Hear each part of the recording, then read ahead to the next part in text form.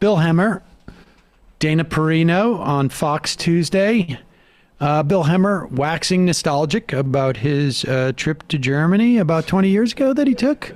Primetime television. Hemmer at times has occurred to me that he strikes me sometimes as a guy you might bump into at, let's say, a bar.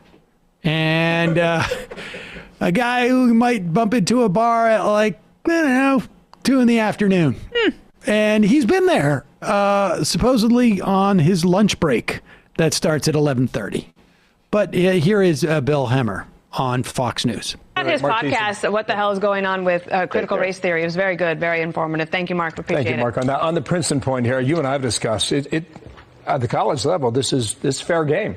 Go ahead and do it, right? Absolutely. I mean, I remember 20 years old going to Trier, Germany, and trying to find the home of Karl Marx because, 1848, he wrote Mein Kampf. I want to know what it was all about. So that's part of the education in America, if you so choose. So that's that. More to come. Meanwhile, part of the education of America. He adds that line. Dana's like, let's look at her Dana's like, I was a spokesperson at a White House. What is this?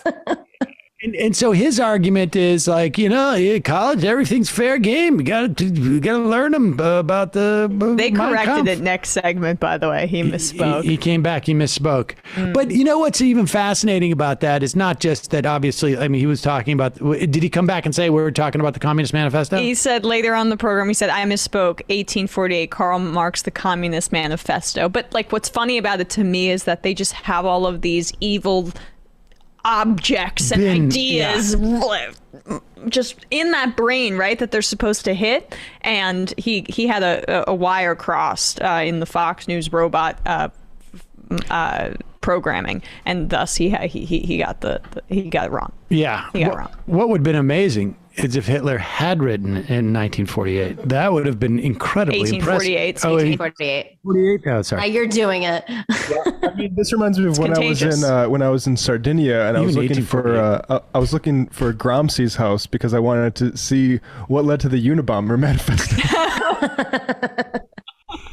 It is just fascinating that he's got this all in like a one bin, and we're just going to pull something out that's wrong. There was this guy named Rob Port who's like a North Dakota sort of right-wing blogger, and he went to the White House for a tour, and he made national news because he took a picture of, I think Das Kapital was in the White House library or something like that, and he's like, the Obamas put Das Kapital in the White House library, and it's been there since like the 90s. Right. Well, it would be even funnier if he claimed on air that Obama wrote Das Kapital. Let's do the correction. Childhood, but Judge Mark Wyndham told him to back off, that he'd have a chance later to cross-examine Durst on Berman's murder. Wow, what a case. Thank you, William. We'll see where that goes. William Lajeunesse there in L.A. Watch that trial here. I misspoke. 1848, Karl Marx, Communist Manifesto. All right. And off he went. I shall... Not mine. If he wrote Mein Kampf in a different year or something. Right. That's what he says. They're really hitting the date. 1848 is when he wrote the Communist Manifesto. He, of course, wrote Mein Kampf much, much later.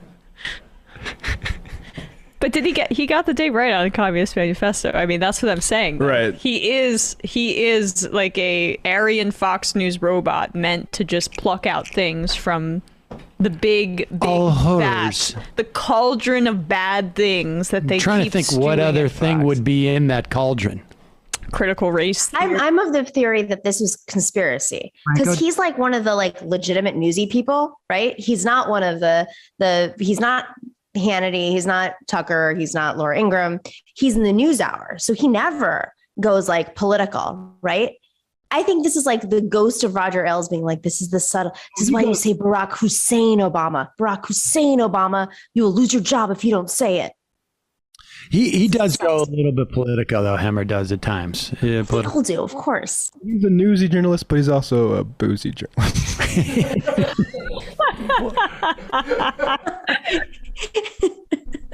Oh, man. He remembers 1941 when 9/11 happened. All right, let's... it didn't come across like I wanted to drop. I got it. All right. It can't all be. You don't need to be sad about it. I mean, it can't all be can all be gems. Folks, there's more of what you've just saw where that came from. That's if you hit the subscribe and like button. Thank you. Really, thank you.